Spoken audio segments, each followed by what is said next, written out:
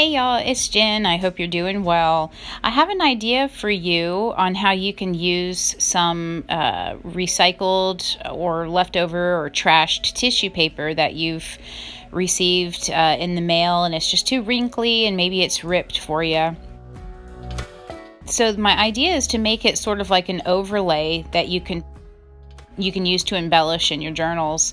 And so what I'm going to do is paint them, and I'm using FW acrylics, which I have a lot of bright colors, and it's not really my style, the bright colors, but they really stand out once you put them over like black and white writing, or some other kind of patterned paper in your journals.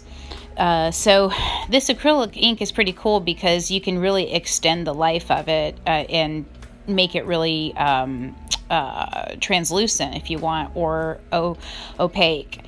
You just need to add a little bit of water to the tissue paper, depending on what kind of look you want to get. If you want to get a wet on wet look, so the ink kind of flows out. Or you can just put the ink directly on the tissue paper. So once I let it dry, and as you can see, the sheets, some of them ripped a little bit, but that's okay because we're going to rip them anyway. So if you have watercolor, you could probably use watercolor on the old tissue paper, but I love the texture and all the patterns that naturally happened. I discovered that I need to layer 2 pieces of tissue paper on top while I'm painting, or they will become very, very delicate. So try to layer them up as you're painting so that you're able to pick them up and put them somewhere to dry first. They're very, very delicate.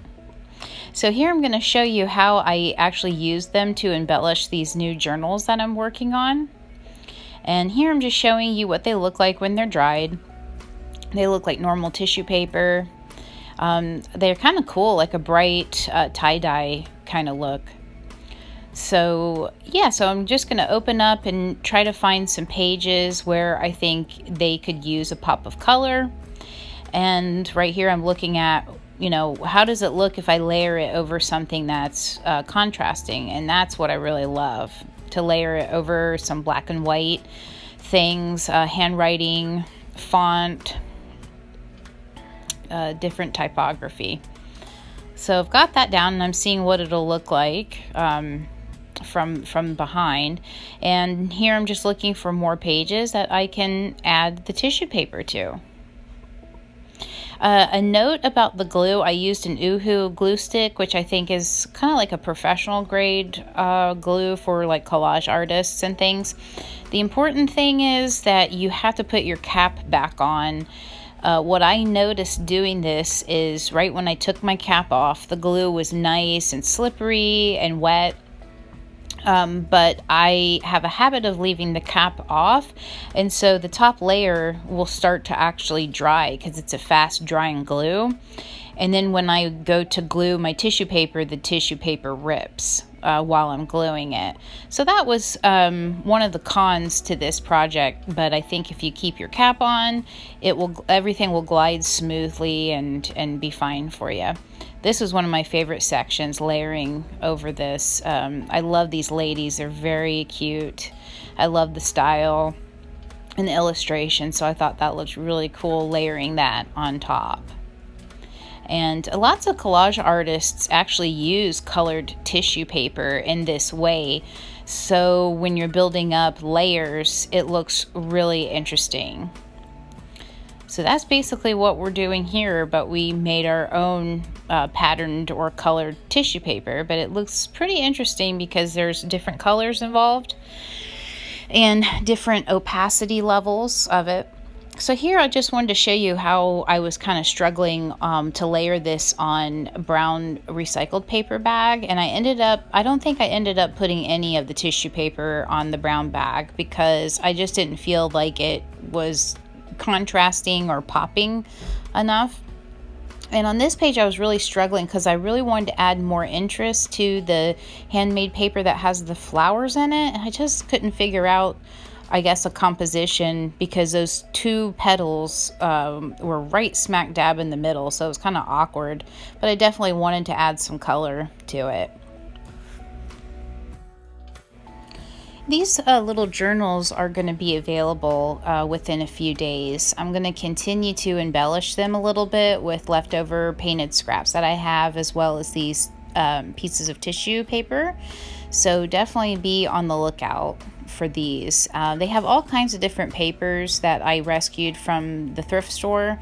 So office papers, ledger paper, kids construction paper, paper bag, paper from these really nice cardstock scrapbook paper, notebook things. And I also included some 28-pound paper that I really love. That's really soft and matte, and it's by Mohawk, and it's 100% recycled paper. And it's actually post-consumer waste, meaning that they sought out paper that was recycled by, people like you and me and our neighbors when we set things out at the curb. So that's very sustainable when that can be done. So here I'm just still looking for more places that could use some color. And again, just be very careful with your glue. You can either roll some glue down on the substrate directly and then put your tissue paper on. That's pretty easy. And then, sometimes you don't even have to worry about the edges. It's tissue paper. It's light and delicate, and it adds a little bit of interest if maybe the edges are not completely adhered to the paper. So don't worry about it. It doesn't have to be perfect. Gluing directly onto the tissue paper, like I said, of course, is more challenging. But just make sure you keep your cap on and make sure the glue stick just stays, moist and easy to work with. So that's it, and I'm going to go through a little quick flip through of what it looks like now with all the tissue paper added. And I hope you enjoyed this idea, and let me know if you try it. And it's a great way to upcycle and to save on that tissue paper, and to add some interest to our junk journals. Pretty sustainable idea, and it lets you have a little bit of creativity. You can add your own colors, your own patterns, and like I said, you could probably use acrylic, you can use watercolor. So let me know what you think, guys.